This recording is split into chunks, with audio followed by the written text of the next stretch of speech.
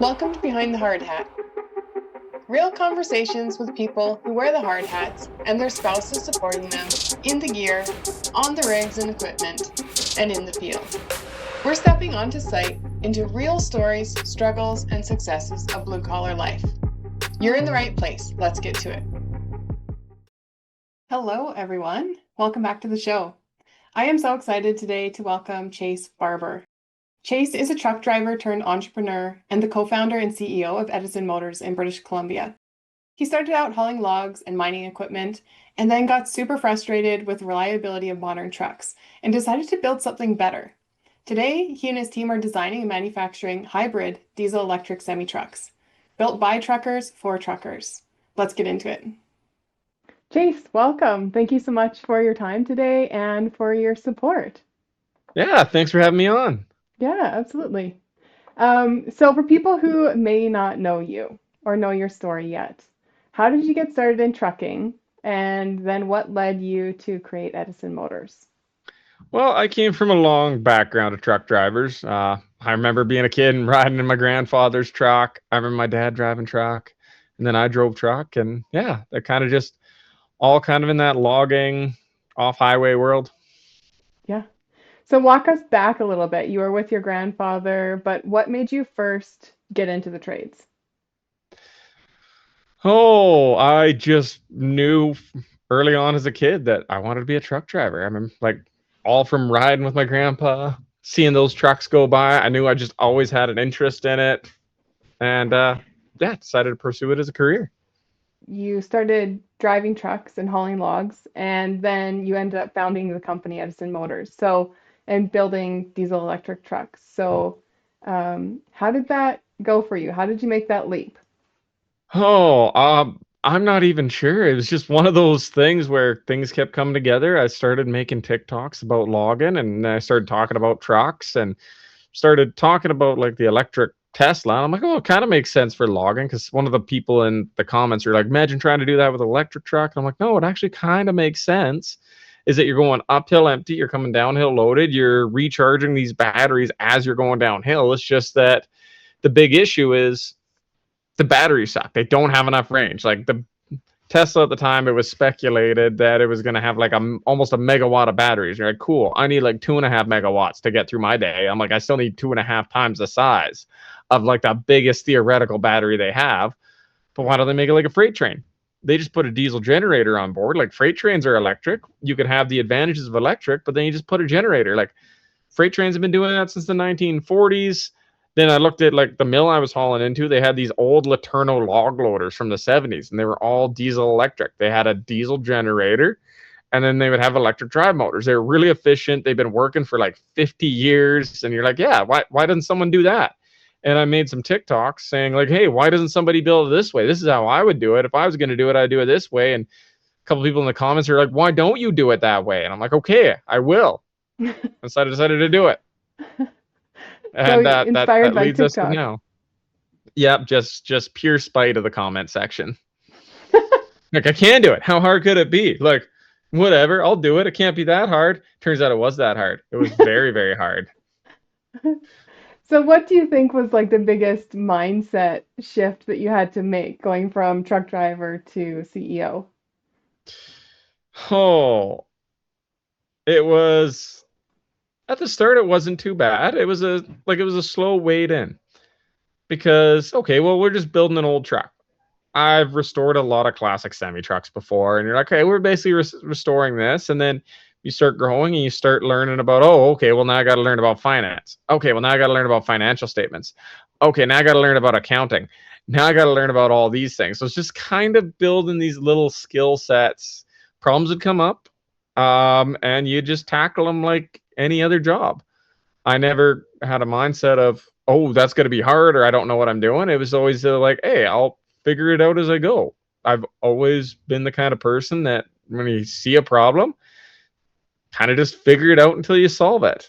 Doesn't matter if it's logging, construction, rig moving, low bedding, you have a problem, you can kind of figure it out. And I've always had that thing. Like I've worked in the bush where help isn't always close. You're way out of town, you're out in the middle of nowhere, you got to figure it out. So I've just always had that mindset of figuring it out. So when CEO problems came, I just tackled them the same way. Yeah. Yeah, that's sort of the life of an entrepreneur. One thing after another, you're just continually learning and picking up one thing or another Yep. until Like it's not that hard of a job. Everyone says like CEO, oh CEO, like CEO is not a hard job. Turns out most CEOs are probably really overpaid because I feel like most loggers work harder than CEOs. All you have to do is make sure the ship doesn't crash. And if you got really good people, it's a pretty easy job.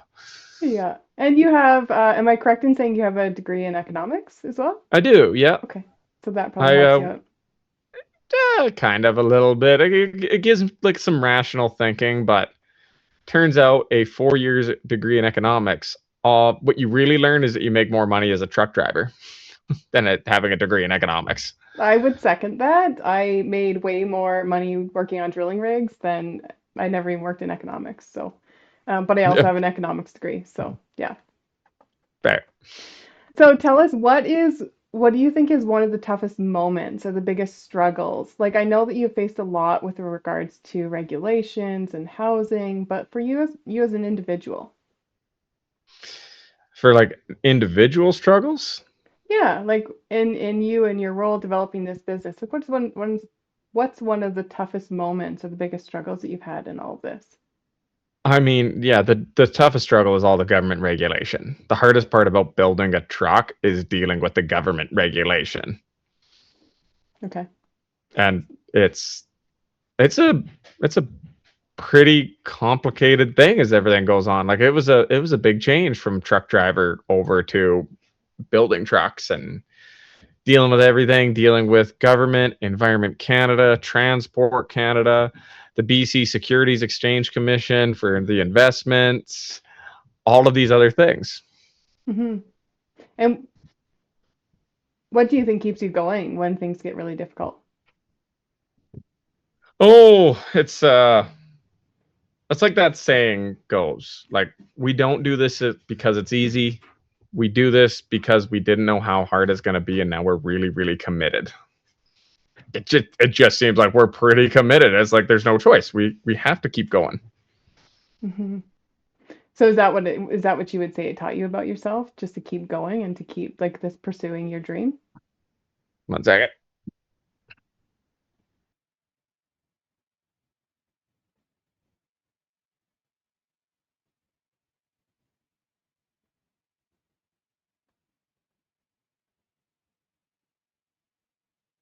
No, sorry about that. That's okay, no problem. I was just saying, what did it teach you about yourself? Oh, geez, I had to learn a lot of myself. It was a big shift from driving truck to managing all these things. I had to learn all these new skills, and not just even in skills when it comes to the business, like all these personal skills too. It was a big change from sitting by yourself. Like largely, I was an owner operator. Had a couple of trucks, but largely owner operator. I sit by myself, and I decide to drive my truck. And now all of a sudden, I'm managing this team and managing social media, and it's been stressful. It's been incredibly stressful doing it all. Like not only do you have all of the pressures of managing a team, learning all these new skills at once, dealing with the regulation, dealing with the trucks, the technology, the engineering, the accounting, the securities. It's learning all of this while also balancing social media and this pressure from online and trying to find ways where I didn't lose who I am in the time, like who I am as a person, and making sure that I didn't change and not letting that learning skills to not let that stress affect me in negative ways. Hmm. Yeah, I mean, one of my mentors always said to me that um, the problems are the job. You know, when you're running a drilling operation, because that's my background, the problems are is the job. It's what you're there to get paid for. But that doesn't mean that it's not. It doesn't mean that it's easy or that things are going to go well. Like you're there to problem solve and to fix everything. Yeah, Um, yeah, that's true. so what would you say? What's the moment you're most proud of? Oh, the moment I there's been a lot of proud moments, but I think it was the time where we built a truck, got it past government inspection, insured, plated, and driven on the road. That was like one of the coolest moments of like we set out with a dream to build a truck from scratch. We laid out the frame rails, we bolted all the parts, we designed it, we put it together, we got it working, driving, we took it to an inspection facility, had it inspected, submitted the paperwork, got that license plate, and then there was something that we designed and created driving down the public road hauling like 140,000 pounds. Like Yeah. it was cool. Yeah. And when did you do that? Oh, geez, did that. The first truck we had on the road was about 2 years ago now. So, Okay. Yeah. and now it's been redesigns and improvements and just constantly learning and improving. Yeah.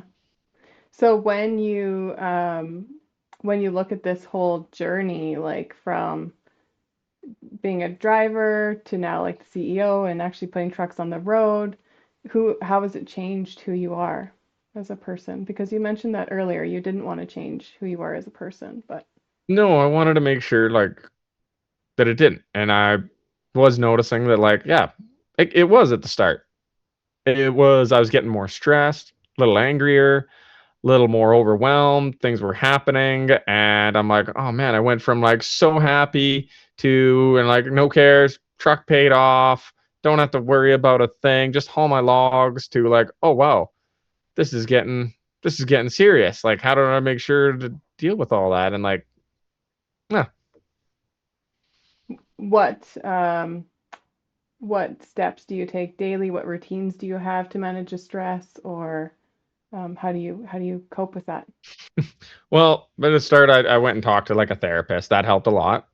Went in to local therapist once a week and just kind of check in, learn those tools to kind of de-stress, learn how to cope with those things. He gave me a lot of different skills and a lot of different ways to like reflect on things we're going. And then it was super useful just to check in once a week or once every couple weeks and be like, hey, what's going on? How is that affecting you? Does it feel like this? And so yeah, I just had to talk to somebody because I don't think I could have just managed it by myself. I mean, I was watching one of your reels the other day, and you were talking about millions of dollars, and I was just like, I don't want his job. That's way too stressful. But It is stressful because there's payroll and there's people depending on me and like, oh man, my when we moved to Golden, like my parents sold their house to move here. It's like they were just they moved onto the property with me and they're like they were so believed in me, but like, man, my dad works here full time. They sold their house to move here. Now they're depending on here, and you're like, oh wow, this is a lot. And then you talk about, yeah, we got to raise another like $4 million, $3 million to take the next step so that we can do things next year. And like you're like, oh, and then there's always a thing of that doubt of like, oh man, I hope people still believe in us. It's like we're right there, we're so close, and it's like we're so close to production and being able to build trucks. Like our truck is awesome. Are we going to raise the money? And I'm dealing with all these security exchange commission and they reject it and send it back and this and that and dealing with lawyers and everything and dealing with the accountants. You're like, are we going to get the investment raised? Like the shop's almost complete. I promised everybody that we would have this shop complete by this fall and that we'd be able to build new trucks. And then what happens if we don't raise the money or get the investment raise launched, or then nobody supports us or funds us and we can't get to that next step? And it's always like, we came this far, what's going to happen next? And like, it's a lot of anxiety because yeah, it's the business moved past the point where we couldn't support it anymore with like, it was always a point of like, oh, I could always go drive a logging truck. I could always go bring in that money and support the people doing the things. You're like, oh, we can't now. We're big enough as a team that now we're in this thing that we have to raise the money in order to take the next step so that we can get to production. And if you miss that step or the government says no or something happens, like, what do you do? yeah.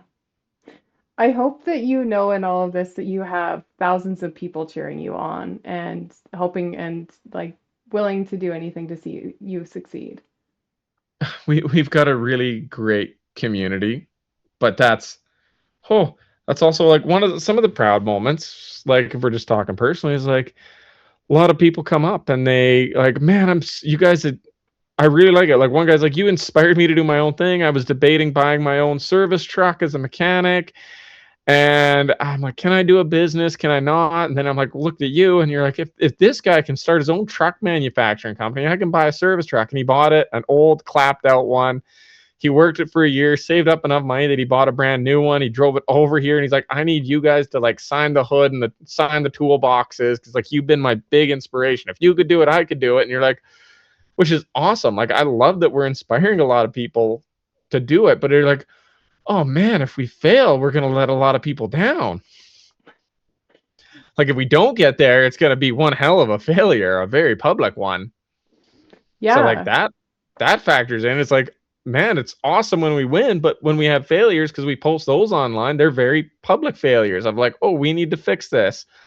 Oh, this didn't go as well. Or if the company doesn't work out, because it's very risky. 99% of all these EV new startups don't make it. Like there's been a few that have made it and they've made it really well, but the odds aren't in our favor. I think we've got a really good chance now, but most of them, although a lot of them seem to be just funded by private equity where they take a lot of money, like you find out that they were spending more on their CEO's private jet maintenance and fuel than they were spending on their like or receiving in revenue, which is insane. But so okay, there's a few reasons I think a couple of them have failed, but like yeah, it's still a risky business. It's still very public, and it's not like I'm just buying a logging truck and if I don't make the payments, the bank takes it away and I go back to like my normal job. I guess I go back to my normal job, but it's very public and everyone knows if it happens. Yeah. And I would be letting the whole family down. Fuck. So it's stressful. It is. It's a Yeah, lot of of course. anxiety. Yeah. I know for myself, failure to me what is very much around um, like I have attained things and had success in my career, but when I didn't feel fully competent in the role, that felt like failure to me, even though it was a huge success. Oh, So I, really? yeah, I mean, I probably am, I mean, I don't really like to say this, but I probably am Canada's only female well site supervisor who's run an entire drilling operation. Um, but because I didn't feel totally competent at it, to me, it actually felt like failure. So when you've had these micro failures, let's call them, because they're actually learnings for Yeah. you in your business, how did you cope with them? How did you cope with failure? I don't know. We just kind of shared the failure online. We're like, this didn't work, or we're improving this. And here's what we learned. We just kind of shared it. And I very much found early on that when I shared my failures and shared the things that didn't work and shared the things that was bothering us or things we were working on and working through, people were really supportive. And the more I was able to share when things went wrong, the more supportive people got, the more comfortable I felt sharing those things. And suddenly it's just able to like talking to that therapist of like, exactly like you said, these are opportunities to learn. You guys didn't fail at this thing, you learned a new way. I mean, so it made that easier. Hmm. And it's almost like there's a mastermind, there's a collective consciousness that you're able to tap into by showing those failures publicly, because all of a sudden you have the backing of all of your followers giving insights and inspiration or information, depending on what you need. Oh, that's been super helpful. Like, Has hey, it? we're doing this. And you go to the comment section and people are trying to give advice and help out. And like, it's okay. Yeah. I think genuinely, I have learned that the vast majority of people always want you to succeed. Like, people want to see wins. There's always going to be, yeah, there's some people in the comments that drive me nuts, but So you mentioned it earlier, and I'm super proud. I want to acknowledge you for, yeah, for asking for support and for seeking guidance and just someone to talk to manage all of your stress. So my question is, how do you think that we best support men's mental health? And I'm gonna back this up with a little bit of a blanket statement slash assumption. I think generally speaking, men are less likely to ask for support than women are. I think yes. and I don't, that's not for everyone, of course. Like this is the blanket assumption, but I think women are likely to talk to their friends, talk to other people, seek support, and men are more likely to like internalize it. There's even like lots of books written about it. Men will go into their cave and think about their problems until they find a solution. So, yeah, so just going back to the question, how do you think we best support men? I feel like it's one of those things that there needs to just be more mental health help for men, and it needs to be a little. I feel like it's just education. Is that I didn't even realize what therapy was, and like just talk about the emotions. It was learning about tools because you're 100% right. I would like to be alone and think about things. I don't share things. I learned very early on that you never share how you're feeling with a girl ever. Like if you're in a relationship, you never share how you're truly feeling in that relationship. It will change things every single time. You just don't do it. And guys learn that if you share how you're feeling with a woman, they will use it against you in an argument. They're vicious. Things will go back there and they know how you're really feeling. They will hold that in until you're having a fight and bring that up. Girls hit the belt like guys don't. So you're like, so you learn, you're like, oh, I can't share that with anyone. Sharing that with your guy friends, yeah, no, guys don't share that with guy friends. Like, because we're like want to be supportive, and I have had some good conversations, like real conversations over like a. But in general, it was more learning about those skills to when I'm by myself. And I go, sometimes I'm stressed. I'll go hop in the log loader or the grader, or I'll go do some trucking, take the truck out on the track. I'll find things to be alone. But what I found really good about talking to a therapist is that I learned a lot of skills for when I am alone, for how to process, how to reflect on things, how learning about how that made me feel so that my time reflecting on how I feel was way more productive and way more beneficial. It wasn't spiraling. It was good. And I think that's one of those things that guys need to know is that you're not going there specifically to talk about your feelings and have them work through it. You're going there to learn about the tools so that when you're trucking by yourself, you're in the machine by yourself, you're learning about ways to help you more than anything else. That's what I learned. Hmm. Yeah, I would say the same. I mean, working on a drilling rig for so long, there's just this inherent, like, there's no emotions here. Like, we don't have time or place for emotions.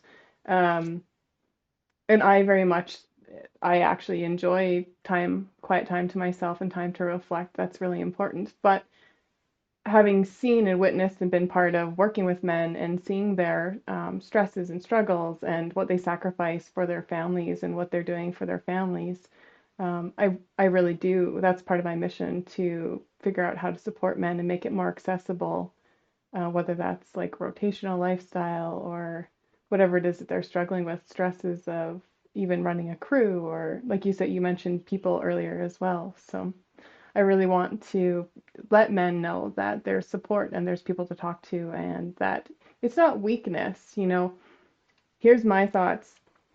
Um, our feelings create our mindset, right? And so if we're not in touch with our feelings, we're not managing them, then essentially our mind is out of control. So we need to really get control and understand our emotions and our feelings in order to start commanding our minds to work for us. 100%. Yeah. Yep. No, it's yeah. I talked to a lot of guys about it because I did that post up where I talked about mental health. And I think that like the biggest misconception I got was just straight up not understanding what it was. And it's the best way. One guy I was talking to, he's like, yeah, it's like learning about techniques. He's like, you'll learn in life that the more you learn about techniques to do something, like most blue collar guys will know that. If swinging a hammer to shifting gears to throwing wrappers, chains, it's like if you know the right technique, it becomes way easier to manage what you're dealing with. Like if you're lifting something and you lift it poorly because you have shitty technique, you're going to hurt yourself. And a lot of the times is that we don't talk about those techniques to deal with the things that are bothering you in your mind. And it's like, man, life, I got to admit, life is way easier learning the proper techniques for the mental health. It's like putting your life onto an easier path. And it's like, why are you struggling to do things the hard way? You ignorant dumbass. Just go talk to a therapist. You need therapists. You're not dealing with it well. I had to just talk about that with a friend. You're like, man, you are not handling things good right now. I know things are stressful. You need to go talk to somebody and learn these techniques because you're lashing out and you're getting pissed off over minor bullshit that, yeah, I know it sucks that the things that are happening to you, but like, and I started realizing this in myself because I was a similar way. And I had a friend and he was very much getting pissed off over minor bullshit. And everyone's like, why is this guy being a fucking dick? It's not that big of a deal. And then you're like, this is me. I was getting pissed off over shit, and people are saying the same thing. Chase, it's not a big deal. Why are you getting? You're like, oh, there's other things going on. You're like, and I just literally like, no, you're going to that's it. You got to go talk to a therapist and learn how to deal with some of these things you're feeling because you're freaking out over minor shit. No one wants to be around you right now, and because people don't want to be around you, they're not helping you because you're being grumpy, and now you're wondering why you're not getting the help. Well, that's because you're in a bad mood. And now, since you're not getting help, you're now having to work longer days and you're doing more work. And now that's making you less unhappy and you have even less time to focus. It's like, just go talk to somebody, get some fucking techniques. Yeah. Because I can see that this is where I was 3 years ago. Mm-hmm. Yeah. And then, yeah. Go ahead. Oh, go ahead. I was just saying he did. And he's like, oh, yeah, that is getting better. I'm starting to focus on things. And like, it's kind of nice too. Is like, oh, man. Now that I've gone to therapy, I can start helping out more people because now I'm realizing these things because I've been able to reflect on how things make me feel. I can now see that there's other things, whereas probably 3-4 years ago, like, man, this guy's a piece of shit. Fuck this guy. I'm not talking to him anymore. And now you're like, oh, yeah, he's just dealing with some shit. Mm-hmm. Yeah, when we look at the type of leaders that we want to be on any work site, when we have all this emotional baggage and the short tempers, it really just compounds. And I actually have a post coming out about it shortly, but neuroscience now tells us that our brains are like antennas. They send out and they transmit and they affect a whole crew or for, maybe a whole shop in your setting by our emotional mental state. So if we're worrying about finances, if we're thinking about that relationship that's not going well, we're actually causing safety concerns by emitting this into our crews or into whatever our work setting is and affecting everyone's safety on site. No, 100%.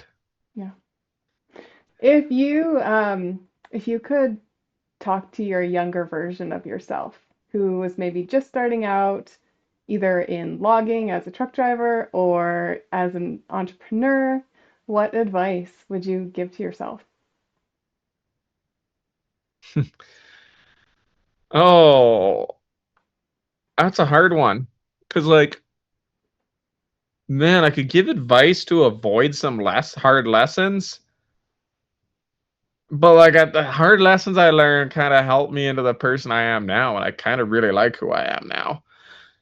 And it's like, oh, man, if I gave a bunch of advice, like, I don't know, I would have changed things and I would have been on an easier street. Like, if I didn't learn things the hard way, I wouldn't be where I am today. And I really like that. So it's like, I probably would just let me do the stupid shit I did in the past. Nobody got hurt really bad. Like, I broke some bones. Yeah, made some poor financial choices. Yeah, I 20 years old, bought a new lifted truck, had a lot of fucking money, and then realized I'm like, oh, I don't like that. This fucking sucks because it adds to my stress level. Got debt free. That de-stressed myself. But I'm like, oh man, but then because I was debt free and had no debt, I was able to do Edison Motors. I was able because I didn't have anything. Like, man, if I was more fiscally responsible when I was younger, and I didn't like buy a bunch of car payments that I fucking sucked, and I learned that I had to, like, I was stressed because oil patch mentality. Bought a nice truck, had to work to make the payments on the nice truck, felt like, oh, it's breakup, fuck, I got truck payments. And then I blew my money on stupid shit every 2 weeks. And you're like, yeah, after like a year of that, I'm like, you know what? Fuck it, sold the truck. I'm like, this is stupid. I'm stressed out over these payments. Sold the truck, saved my money, went to university, and then like, oh, then I learned to just save everything.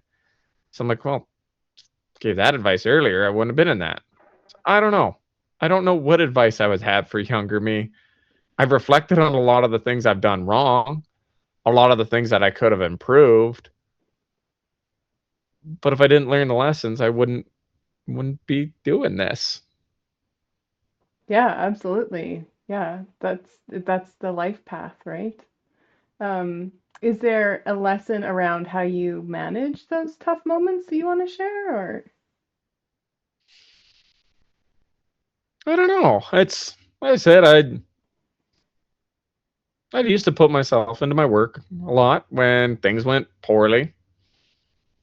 I just worked. That was the advice I got from my granddad. I remember hearing that, and he's like, "Yeah, just focus on work when things aren't going well. Like, oh, relationship's not going well, go back to work. Hey, you have a hard time financially, go back to work. Hey, you're stressed about something, just go work. Take your mind off of things and put your note." And it's been good advice. It's honestly, it was really good advice. It's like see so many people, and it's like, man, I would just make my work my purpose.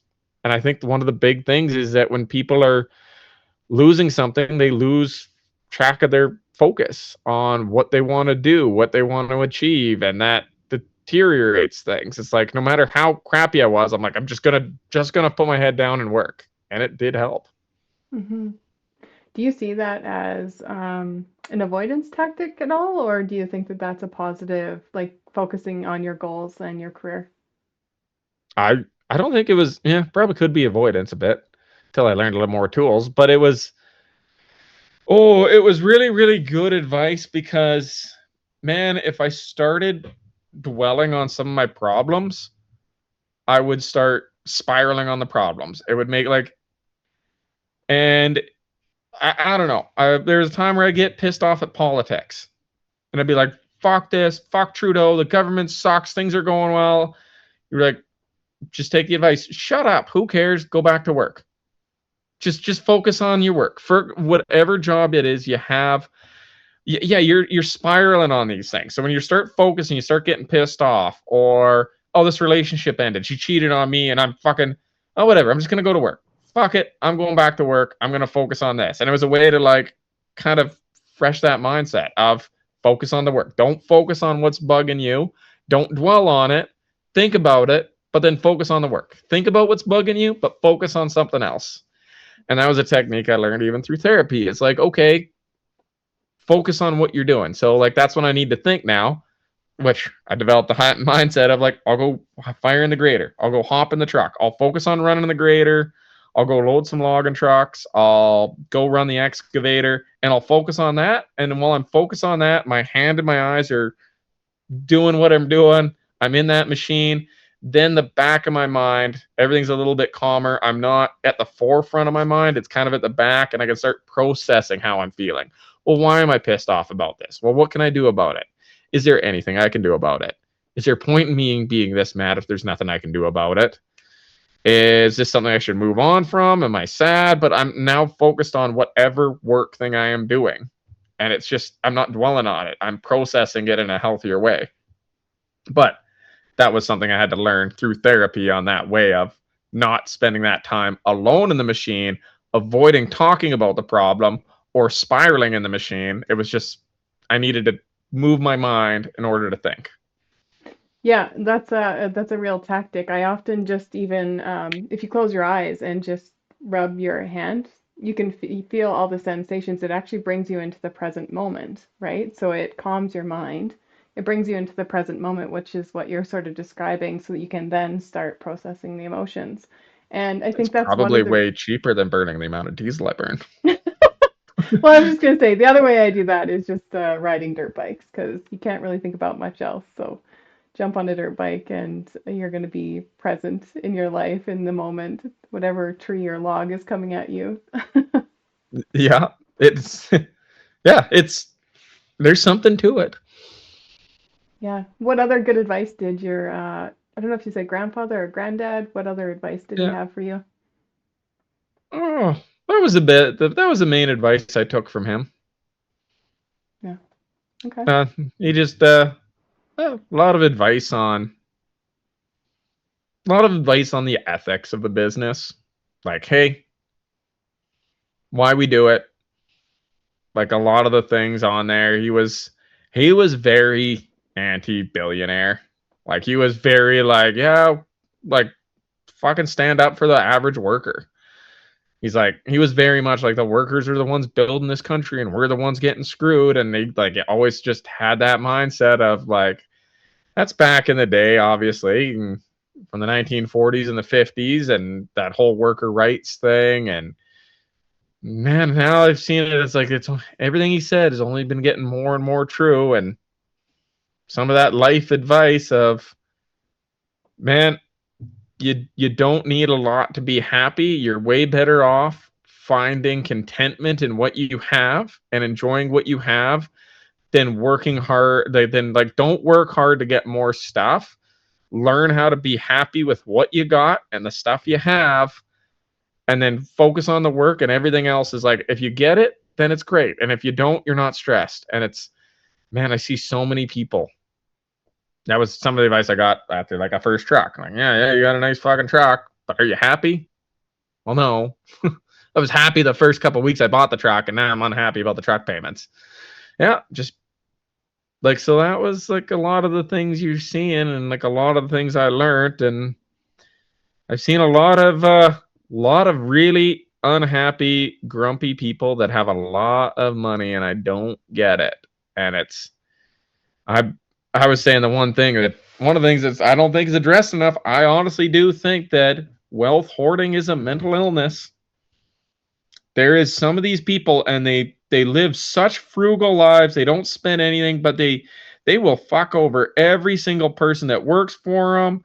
They'll try and pay their employees as less. They get pissed off if the employees leave 15 minutes early because that's money out of their pocket. And you're like, man, you've got so much fucking money. Like I had one guy, he wanted to invest, and he flew us down to Texas, like I was saying, sitting there bragging about how he bought up a company that made heart medication. This guy sold off his business for like $100 million. He invented this product, he grew it, sold it off for like $100 million. It was fucking so much money that he decided he was just going to start an investment company. Buys out a company that makes heart medication. They were selling it for about 40, $50 a month. He's like, and he's bragging to us about what a businessman he is. And he's like, man, he's like, I was able to get that heart medication up to $1,500 a month. He's like, what are they gonna do? They need this heart medication to fucking live. He's like, they're either gonna pay it or they fucking die. And you're like, man, you've got so much money. The difference between $100 million and $300 million in the quality of your life ain't fucking good. Like, there's no difference, but yet they want to hoard this fucking wealth. And the thing is, before this guy's even bragging, because we're hanging out, we're fucking talking, flew us down there, went to drinks, and like, man, the entire time he's fucking stressed. Stressed about this, stressed about that. He's unhappy with this, complaining about this. Like, oh, fucking this. It was back when Biden was in there, and he's in the States, and they're going to increase our fucking taxes, and I'm fucking taking money. We need a good far like, dude, you've got $100 million. Shut the fuck up. You're so unhappy. You're so fucking miserable that everything else is like you're just shitting on this. You're rude to the waitress. You're rude to this guy. You're treating your employees like shit. We're sitting there looking, and then you're bragging to us about how you're putting people into fucking debt just to survive.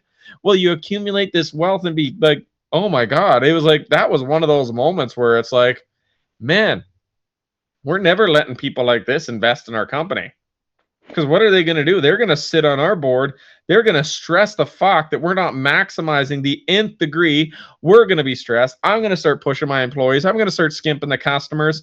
I'm not going to be happy with what I got because I got some fucking dickhead that invested. And he was talking about investing millions and millions of dollars, which objectively I would have a lot less fucking stress if we had the fucking millions of dollars in our business and I wasn't worried about launching these investment rounds and raising the money and I just had some big backer like him funding us. But on the other hand, I'd be more stressed on a different thing.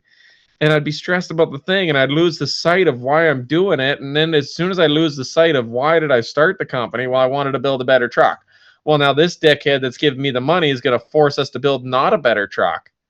And then I'm going to be miserable. And then, yeah, he's going to bring us faster to production and have more money, but I'll be so fucking disappointed in the product and the way the company went that I'll want to start a shotgun and I'll just want to go back to fucking logging. What's the point of having the fucking money?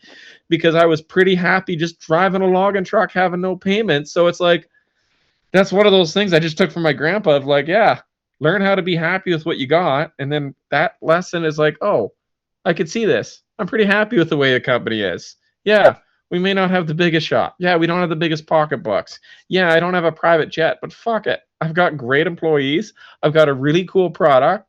I get to live with my best friends on this property, come to work together, get to live with my parents who built a little cabin on the property. I have coffee every morning with them. And it's like, oh man, once I learned to be happy with what I got, it's way easier to tell that guy to fuck off because I'm like, I kind of got everything I want. The amount of money you're offering me isn't worth it. I can tell you to fuck off. I don't need the money. I'm still happy the way I am. And that's what a lot of people I think need to learn. If there's a certain concept of fuck you money, you're like, where you have the ability to just tell someone to fuck off. But if you adjust your contentment level to a point where you're very happy with what you have, you've got a lot of fuck you money. You've got a lot of fuck you attitude of like in business, well, you're not growing as fast as you want. Oh, this investor's coming in, wants you to do more. No, I'm good with what I got. Fuck off. Mm-hmm. Nope. I don't like your values. I don't like your business. You can fuck off. Well, don't you want the money? Yeah, I want the money. But I don't need the money. I'd rather just tell you to fuck off. Like, same as when working. Yeah. I learned very early on, sell off that nice truck. Have an old truck that's paid off. Oh, you don't want to go to work? Fuck it. I'm not going to work. I'm going fishing. Oh, breakup's hitting? Cool. I'm not stressed. You know how many guys I know stressed about breakup? We're like, we're out of work for a month. We're out of work for a couple weeks. Cool. I used to love breakup. I would just take off. I'm going on vacation. I'm going hunting. I'm going fishing. I'm going camp. Whatever I wanted to do. And I didn't have to worry about it. I was almost like annoying when the phone rang after breakup, where everyone else was like, I need to get back to work. I need to get back to work. I'm good. Yeah, it sounds like a lot of gratitude for what you have in the current moment and just being present and being grateful for what you have in the present moment. Yeah, that was a damn good lesson I learned. So when you're talking about money and what this investor's values were, but when you look at your own personal values and how you're running Edison Motors, what are your personal values?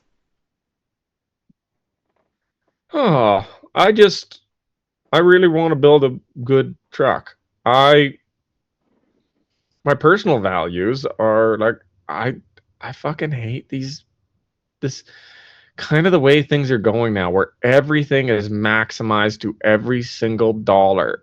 I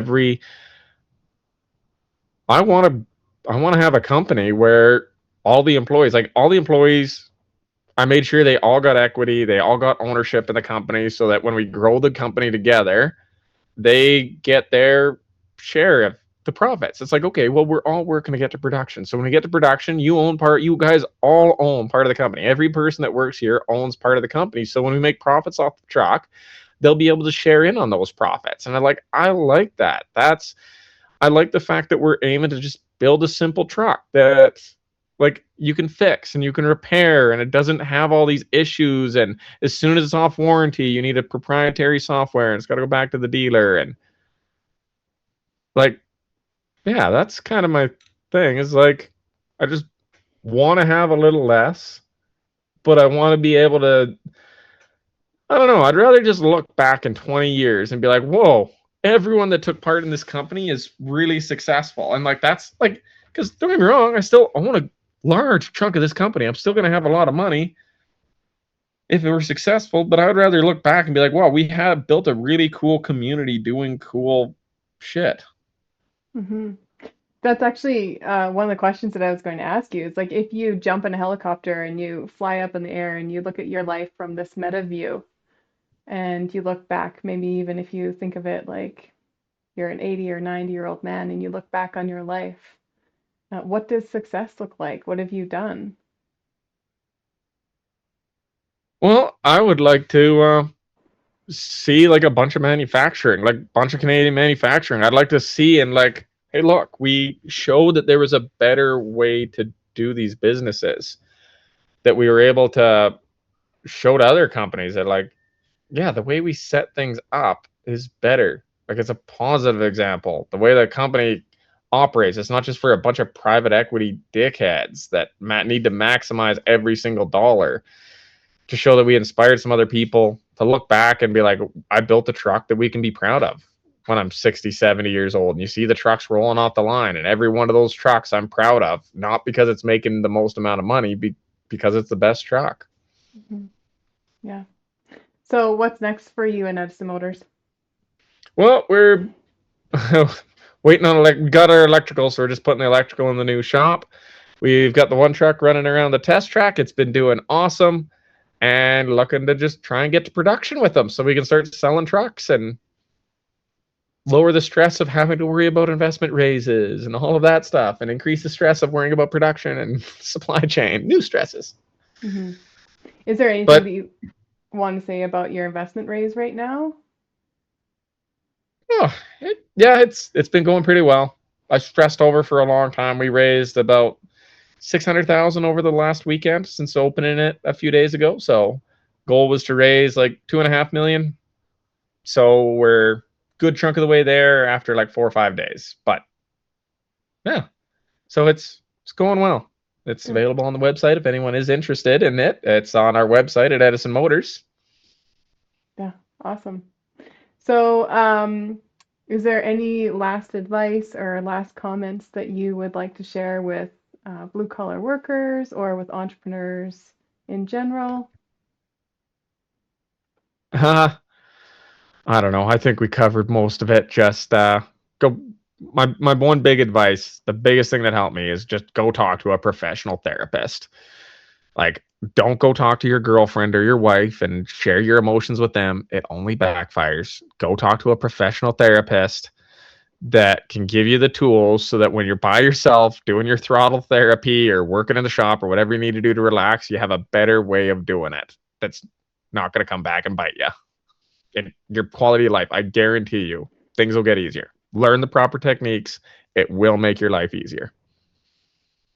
Yeah, for sure. That's solid advice, and it just takes courage to step out and ask for that support and recognize when you really truly need it. So, well, Chase, thank you so much for being here and for sharing everything about your story and sharing your insights. I imagine this is a little bit of a different conversation than you typically have about Edison Motors, but thank you so much for being here and for sharing your insights. Yeah.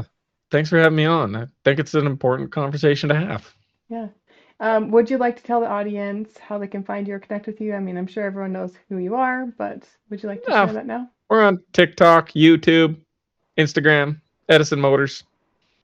Yeah, perfect. And I'll connect it for everyone. Thank you so much for being here. Awesome. Thank you very much. If you enjoyed this conversation, please give it a like and subscribe to Mindful of so you don't miss the next conversation. And more importantly, please share this with another worker who might need to hear it right now. We're working to support blue collar workers and their families mentally, physically, and emotionally. So your share might make a real difference in someone's life today who needs it. The more our minds are focused and clear, the safer we are at work. Thank you for being part of Behind the Hard Hat. We'll see you in the next episode. Make it a safe day.